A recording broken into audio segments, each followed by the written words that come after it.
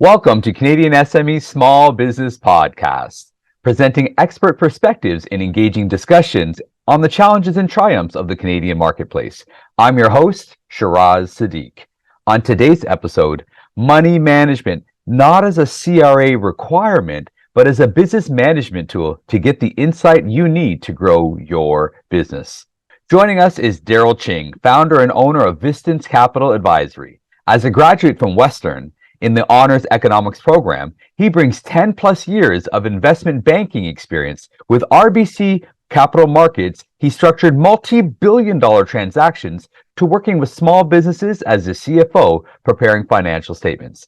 Let's just say he has the breadth of real-life experience to speak to effective financial management. We'll dive into why money management is a key indicator of success and how you can win in business with a few ideas Daryl will share with us today.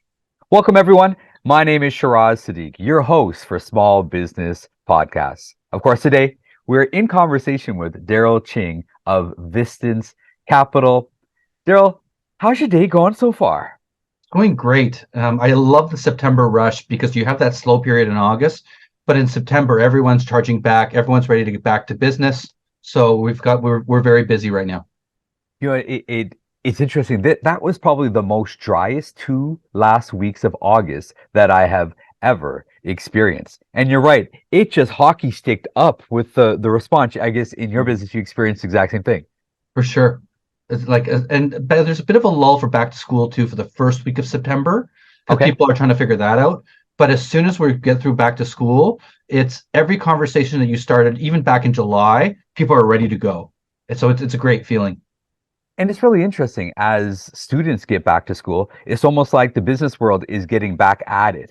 A part of that is picking up projects, picking up important conversations that they may have delayed. Now, in your world, what is a typical conversation with a client comprised of? What's on their minds, your clients typically? So there's generally two issues that come up with clients. And unfortunately, most of my clients approach me because they've already experienced a problem.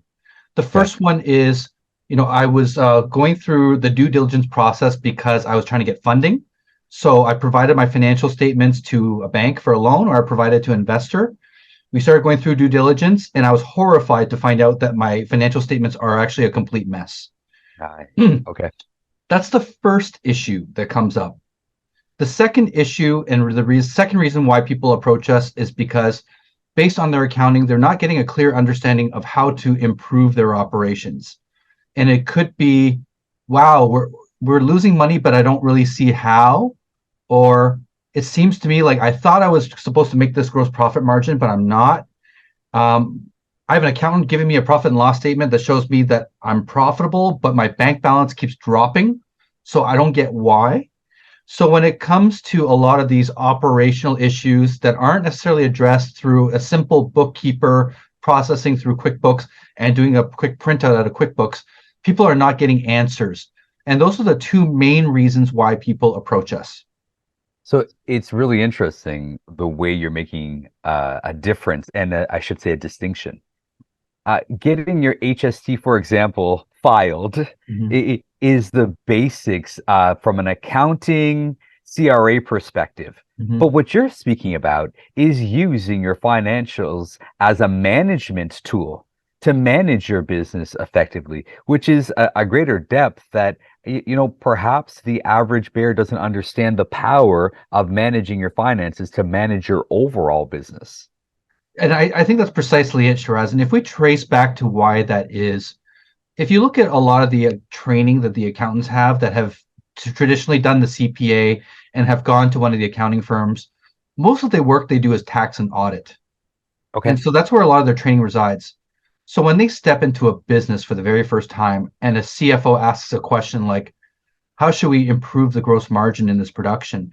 What can we do to improve the operational efficiency so that we are more profitable? Those are very difficult questions for a typical accountant to answer if they haven't worked directly in a business and had operations experience. And so I think what takes us apart is our knowledge of operations, our business acumen mixed with the accounting, and figuring out how to bring those two together so they work together. rather than just having knowledge in one side. And that's powerful. That changes everything. That's the difference between what a consultancy like what you all do differs in the value add and the management elements that you can add to all of your clients. So if I were to ask you a question, what does Vistance Capital do? What are some of the core deliverables that you offer to the market? So we actually started as a capital raising firm because my background was in investment Okay. banking. And the reason why I got into accounting was because I had enough clients that we got term sheets for when we were successful getting money from investors. And then during the due diligence process, that's when I found out financial statements are a mess that required cleanup. So it occurred to me that small businesses are being underserviced, that their financials are not in good shape.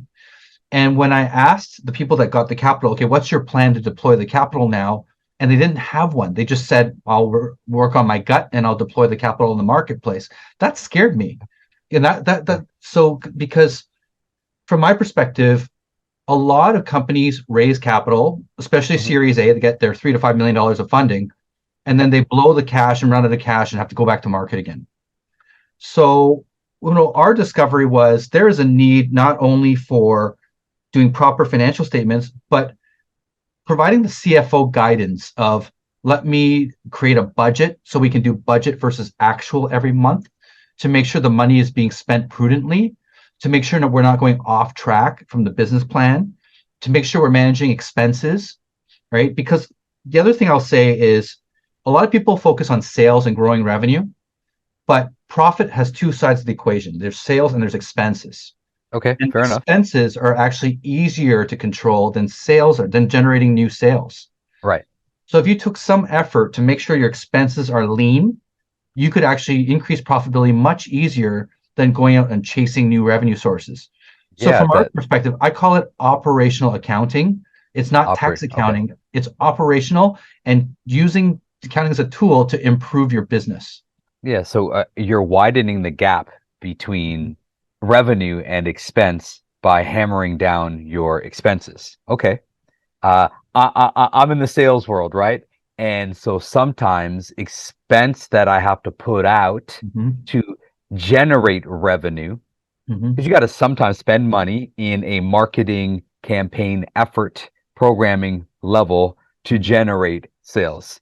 So how do you distinguish between an operational cost and a cost that says, if I spend this, I will get that from a revenue perspective? And how would you represent that then to say, hey, it's still okay to do this, but let's hammer these? Like, how do those conversations typically go?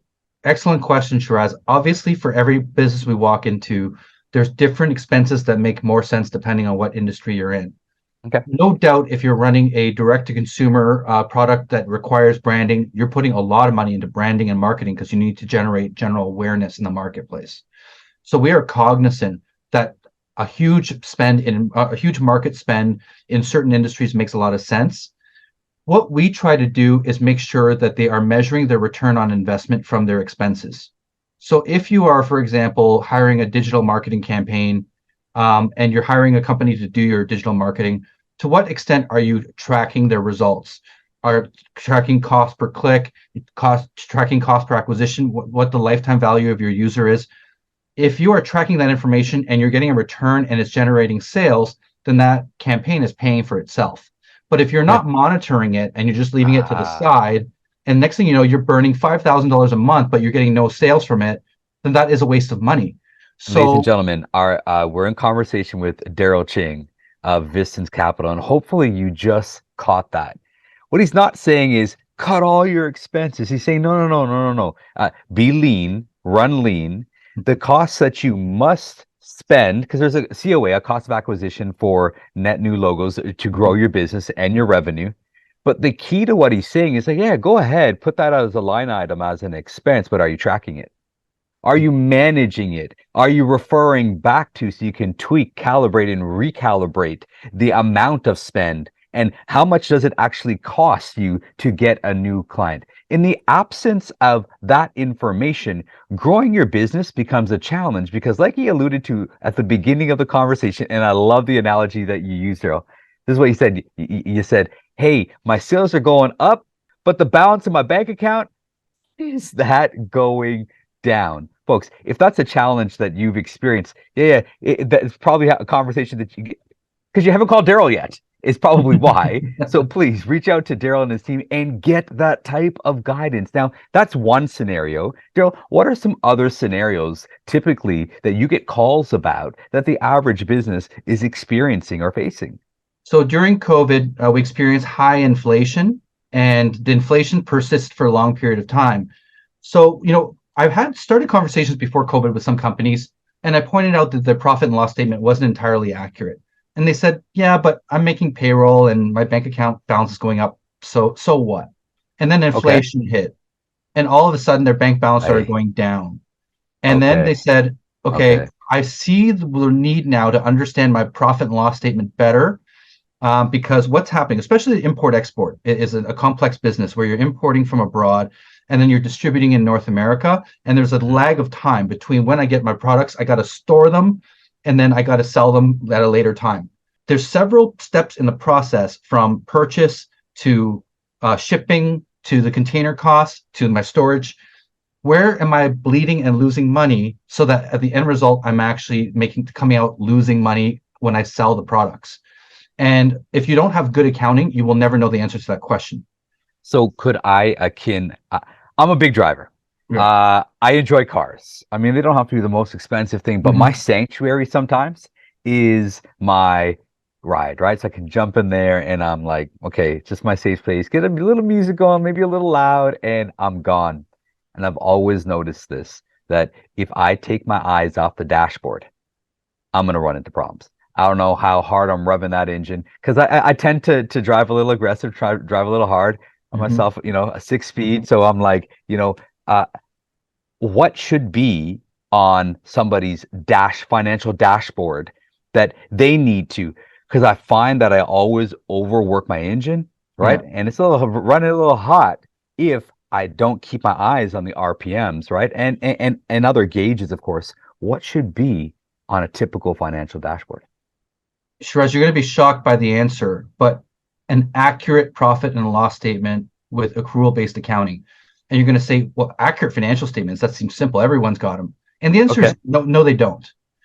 Um, the biggest Okay. the biggest problem in the industry, and I am shocked by how often I see this, is that a lot of accountants practice cash-based accounting, which is, in my opinion, I call it lazy accounting. And it's taking a bank statement and just processing all the transactions based on timing of cash flows in the bank statement. And I'll give you an example of Okay. why that's a problem. Let's just say I hire a lawyer for some legal services in February, March, and April, but I don't pay my bill till June. Well, the lazy accountant is going to book $50,000 in legal services in 1 month in June, when really it was for legal services I incurred in February, March, and April. Okay. So when I pull up my monthly profit and loss statement, they're chunky. You've got a massive loss 1 month, massive profit 1 month, massive loss 1 month, massive profit.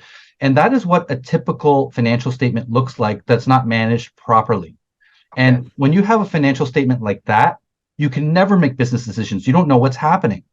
So, from our perspective, the first thing we often do is correct it to accrual based accounting, which means doing expenses and revenues based on the time of when they were incurred, not when the cash was received or the cash went out. And So, that will give ladies you and a gentlemen, proper monthly statement. thank you. Ladies and gentlemen, you can see why I was eager to have Daryl on with us. Are you hearing this? Are you getting this? More so, are you identifying with this? As soon as began, so I operate two small businesses, and as soon as you began to describe the scenario that you just did, all I saw was myself in the mirror. Well, I'm gonna pay the bills anyways. I got the cash, so who cares when I actually pay it? It does make a difference, doesn't it? Right? When you're looking at your P&L, right? Like it makes a huge difference. It does. And Shiraz, I think to some people it just didn't matter when it didn't become an issue, but one day inflation creeps up on you. One day you're going to miss payroll because and you didn't see it coming. One day you're going to have a negative repercussion. And Wow. that's when they become clients of ours. And to me, I say, well, why wait until that day? Why not get that sorted out so you prevent something terrible from happening?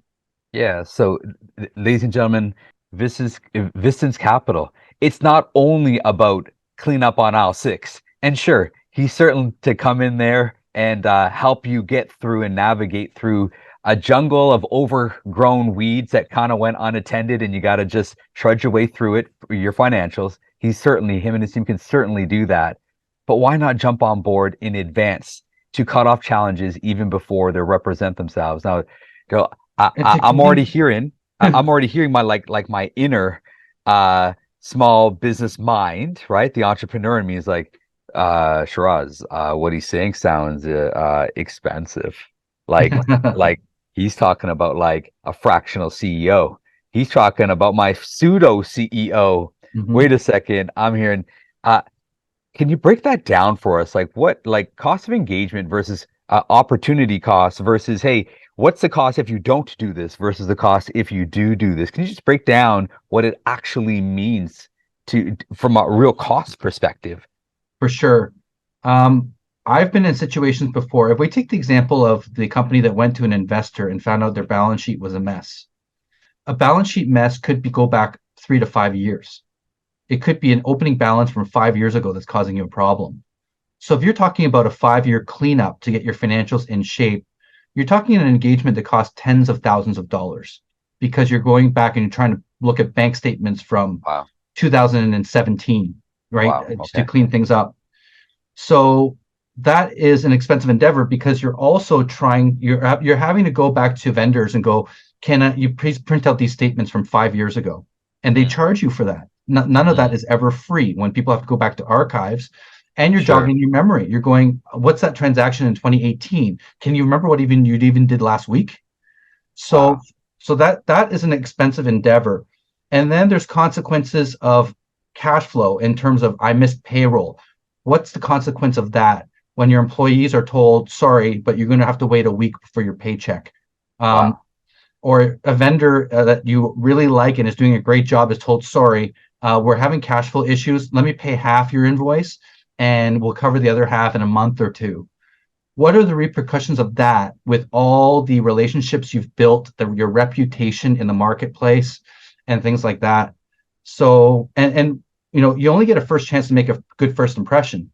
So Sure. if you're approaching an investor or a bank and you're showing a financial statement that's very sloppy, what impression do they have of you right on the spot? They're saying, well, you're neglecting your finances. That says something about your character Mm. in terms of you don't think having your house in order is important, Yeah. and that's a scary message if I'm investing in your business. Does anyone else feel like he's speaking to your soul? Because I know I'm being convicted about a whole lot of things right now. And I feel like, I'm not a bad person, but sometimes I'd rather focus on what I'm good at and maybe get around to eventually what I'm not. And what I'm not is one of my strong suits isn't the accounting side. I know that Right. about myself. You want to have conversations, you want to talk sales, you want to talk marketing, you want to talk strategy. Love it. Let's go. It's so much fun. But what would you say to that person who's like, yeah, I don't know, man. Like I've been maybe even worse avoiding this for a long time. Right. So there are a lot of people that try to do it themselves. And I would say to you, Okay. Shiraz, is your time best spent trying to figure out how to file your T2 at the year end? Is your time best spent going through all your invoices and receipts and putting them in the QuickBooks? And my Wow. guess would be that's probably not the best way for you to use your time, even though you might save money by not spending on an accountant. So if I could get you a bookkeeper and generally our accountants are not bookkeepers, our accountants are trained accountants that know how to book things. A bookkeeper will come and ask you questions about how to book them. Our accountants are trained that they would know what to do to be more efficient. But if I could do that for you for $50 an hour, and you know what, have a manager at about $100 an hour helping you with gross margin analysis and doing that work so that you get actually analytics and a dashboard and a management dashboard.